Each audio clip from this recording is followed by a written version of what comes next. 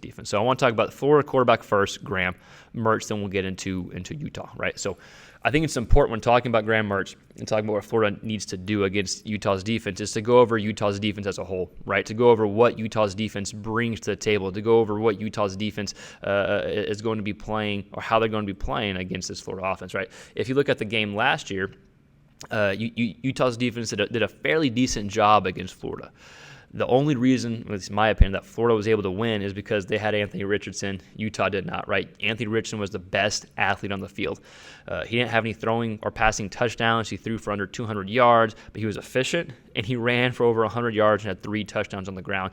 Utah just couldn't contain him. He was just the best athlete by far on the field. This season, this case, that's a much different situation. Florida's going to find a way to beat Utah without having the best athlete at the quarterback position. Now they got Graham Mertz, right? So let's talk about Utah's defense. They are ranked number 1 in the Pac-12 in most major categories: sacks, yards per game, points. All the categories that really are meaningful. They also had 12 interceptions? Yeah, 12 interceptions last year. So they are number 1 in the defense in the Pac-12. In sacks, all these major categories, and they had 12 interceptions last year, right? They are also returning 75% of their production on defense. So that tells us that they didn't lose a lot of the players that led Utah's defense last year. They have a lot of that returning production back. So they're probably going to be pretty damn good and probably have a similar defense what they had last year. So if you're Graham Mertz, few things come to mind for you to have success against Utah. Not that he's watching this or would want to take advice from a channel that has a couple thousand subscribers. But from the outside looking in, here's my thoughts with Mertz and what you have to do to have success. Number 1, you got to take care of the football. That's obvious. If you watched this channel before, you watched anyone talking about Mertz before, you've heard about the interception and the turnover issues that he's had, right? I think 26 interceptions in 3 years starting. One of those was COVID year, right? So not even full 3 seasons. He's had 26 interceptions. You got to take care of the ball. If you take care of the ball, you're probably going to be in a good position to win in the fourth quarter. The ball needs to be spread out as well. That's number 2. If you can spread the ball out, you have to find ways to keep Utah's defense honest, right? Florida's going to have a good running game. I think you have to rely on the run game if you're Florida to win this game. But you have to spread the ball out as well. You can't have Utah's defense just honing in on one area of the offense, and that being the run game, right? So if you're Graham Mertz, spread the ball out. Get the ball out quickly. Another thing, that the third kind of final thing I think you need to do if you're Graham Mertz to set up success is take some deep shots early in the game, even if you don't complete it.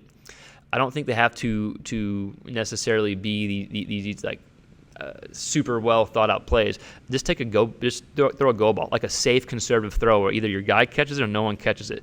That's at least going to put the option of taking a shot deep in the back of Utah's defense's mind, right? So you want that option there. You want to do anything you can possibly do to set up the run game, to open up the run game. Then once the run game gets going a little bit, if it can get going a little bit, that's when you have some play action. That's when you have Mertz being able to hopefully push the ball downfield a bit more, right? So I think it sounds simple, but most of the time football is simple. We overcomplicate things. If you're Mertz, you take care of the football. How do you take care of the football? Well, you spread the ball out, get the ball out quickly, trust your reads, and then I think early in the game, take a deep shot or two, a safe one, a conservative one. Even if you don't complete it, it's going to get Utah's defense hopefully off from honing in on the run game. You don't want Utah stacking the box, right? So overall takeaway, I think if you're Graham Mertz, you're playing this Utah defense, if you don't force the ball, if you hold on to the ball and you don't turn the ball over, I think you're going to be in a really, really good position to win in the fourth quarter.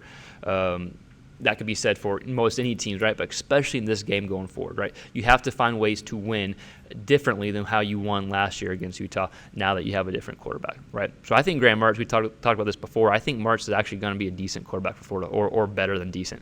I don't think he's going to, he got a lot of criticism last year at Wisconsin, I understand, but I think in this Napier offense, and I'm more of an optimist, but I think he's going to have a good season. So I anticipate a good game from Mertz against Utah, and these are kind of a few keys that I feel like would be beneficial that he needs to do to have a good game. So that's Florida quarterback Graham Mertz, right? Let's move on